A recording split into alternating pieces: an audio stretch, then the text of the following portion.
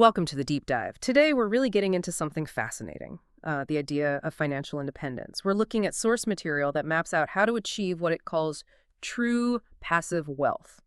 And look, this isn't about, finding the next crypto boom or anything like that. It's more of a philosophy, really, and a set of mechanics built on things like discipline, focus, and maybe, surprisingly, character.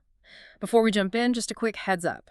This is all for educational purposes. We're pulling apart ideas from others, so none of this is financial advice for you personally. Okay. Right. Our goal here is basically to cut through the noise. We want to pull out the core thinking, the actionable steps from the strategy. Think of it as giving you a shortcut to understanding this particular view on financial freedom. It's about getting past that anxiety of just piling up money and focusing more on, well, stability. Okay, let's unpack that. If we're talking foundations, the first thing is this kind of different definition of wealth they use. The material pretty much ignores the usual stuff, like having a huge net worth or making six figures. Instead, it boils wealth down to a really simple equation: having passive income that permanently covers your expenses. That's it. And that shift it's really powerful when you think about it. It changes the goal completely. It's not get rich anymore. It's get Well, free. not, yeah. See, if you just measure wealth by your total assets, you're often looking at potential future value, right? But if you measure it by cash flow, specifically cash flow you don't have to actively work for, Yeah. but that passive stream, and you stack that up against your personal monthly spending, that defines the exact point you hit independence. It's all about flow and stability, not just the sheer size of the pile. Yeah, and the source uses this great example to really drive it home. It contrasts two people. On one hand, you've got this super stressed investment banker. Makes maybe, say, $500,000 a year, right? But they're basically chained to the desk because their lifestyle, the big house, the fancy car, it needs that $500 K active income. Then you've got someone else. They only need maybe $50,000 a year to live comfortably, and their investments passively kick off $60,000 a year. But here's where it gets interesting. For a lot of people, that $500K job feels way more secure, right? It's got status. So why does the source just dismiss that high income in favor of this simple passive income number? Well, it highlights the difference between being rich and actually being financially resilient, that high earner. They're caught in what people sometimes call the golden handcuffs. If they stop working, even for a few months, the whole thing could fall apart because they mistook a high active income for real security. But the person living on $50, whose passive income covers everything, they're free. They get to choose how they spend their time, and that's the one thing you can't get more of. So this definition of true wealth, it's fundamentally about cutting risk and maximizing your time, not just, stacking up the most cash possible. That really does flip the script, doesn't it? Okay, so if that's the goal, passive cash flow covering costs, then the strategy gets really focused on the how, the technical steps. Let's shift from the what to the how. The mechanical principles, the disciplined execution that the authors say is just crucial. Exactly. The material kind of breaks it down into three main stages, you could say: generating the capital, deploying it, and then protecting it. Okay, starting with generation. The first principle is about focusing your career efforts. And this seems a bit more subtle than just work hard. What does the text actually say about making smart career choices early on? Yeah, it really emphasizes front-loading your high-earning potential. The argument is basically you need to build up significant seed capital, and you need to do it as fast as possible. So it's not just about following your passion blindly. It's about making a strategic choice about your career path early on, one that maximizes how much you can save. Think about it. If you can earn way more at age 30 than you might at 45 on a different, maybe less demanding path, you dramatically speed up your journey to freedom. All right. Because you have more money working for you sooner. Right, so focus your energy, make the money. Then comes the second big principle: discipline. Specifically, practicing really strict financial discipline through saving. And that saving discipline has one major enemy, according to this material: lifestyle creep. It's insidious. You work hard, you focus, you get that higher paying job. Yeah. But then if your expenses just immediately balloon to match your new income, you've basically failed the mission right there. The discipline described here is like a mechanical habit. You have to consciously separate your rising income from your expenses, keeping those expenses stable, or even trying to lower them. That difference, the savings, that's the fuel for the passive income engine. Okay, so you save the money. Now, where do you put it? The source is surprisingly direct about deployment. It's not about trying to find the next big thing or timing the market. It mentions one specific thing over and over: investing in low-cost index funds. Yep. This feels like a really key tactical point. Why index funds? Why so specific instead of, I don't know, real estate or picking individual stocks?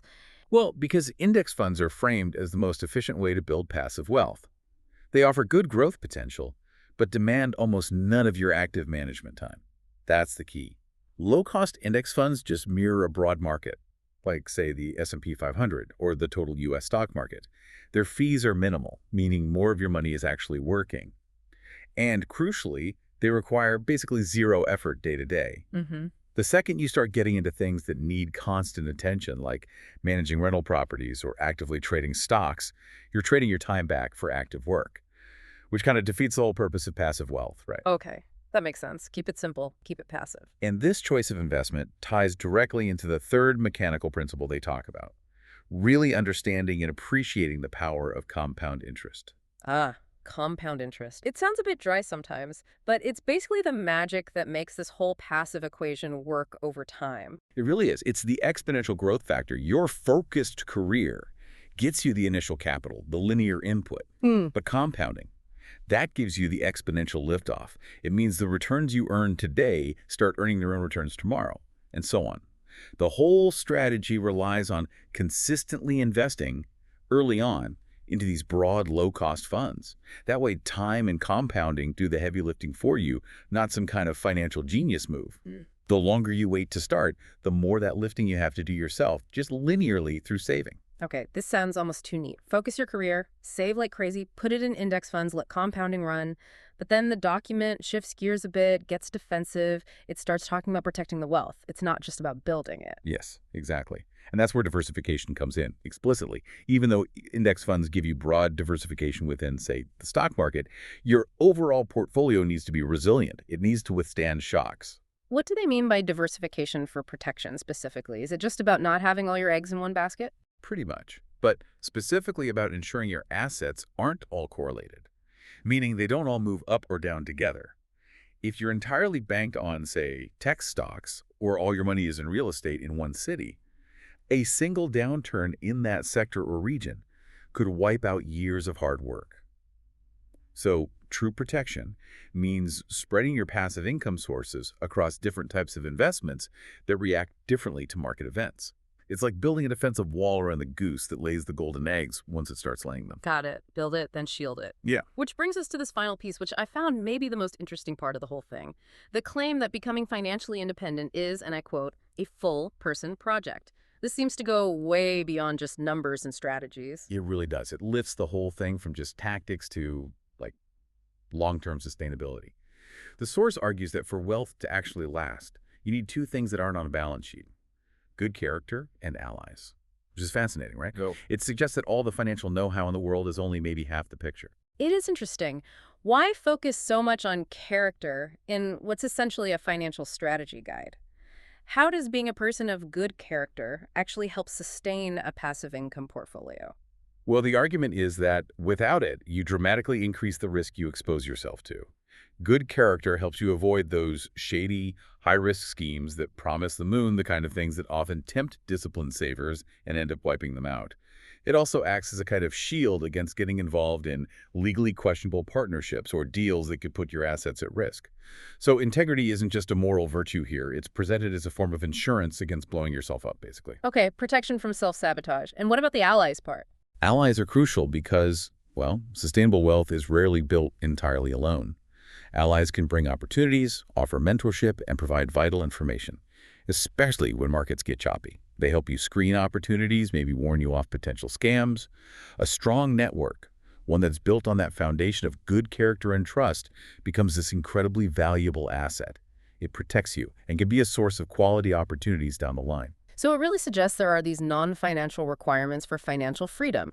Even if you nail all the math, all the saving, all the investing, a lapse in character or failure to build good relationships could still lead to, well, failure. Absolutely. Sustainable wealth, according to this view, isn't just built on spreadsheets. It's built on reliability, on trust, on reciprocity. It's much more holistic. So just to kind of wrap up the core idea for you listening, the source material defines freedom very clearly. It's when your passive income covers your life. Forget the huge net worth goal. Getting there needs technical discipline, focusing your career early, saving aggressively by beating lifestyle creep, deploying that capital into simple low-cost index funds, letting compounding work, and then protecting it all through smart diversification. And what really stands out from this deep dive is that achieving that freedom long-term seems to demand both that mechanical, almost mathematical discipline and this real commitment to personal growth, that full-person project. It implies you actually have to become the kind of person who can build, manage, and sustain that level of freedom responsibly. Right. And maybe a final thought to leave you with, building on that idea. If character and allies are so critical, how might that change the kinds of investments or even career paths someone chooses? Does it maybe suggest that steering clear of overly complex, opaque, or ethically murky investments, even if they seem to promise slightly higher returns on paper, is actually part of the long-term protection strategy itself? That's something to chew on. Is the way you invest also a reflection, or even a builder, of the character needed to succeed?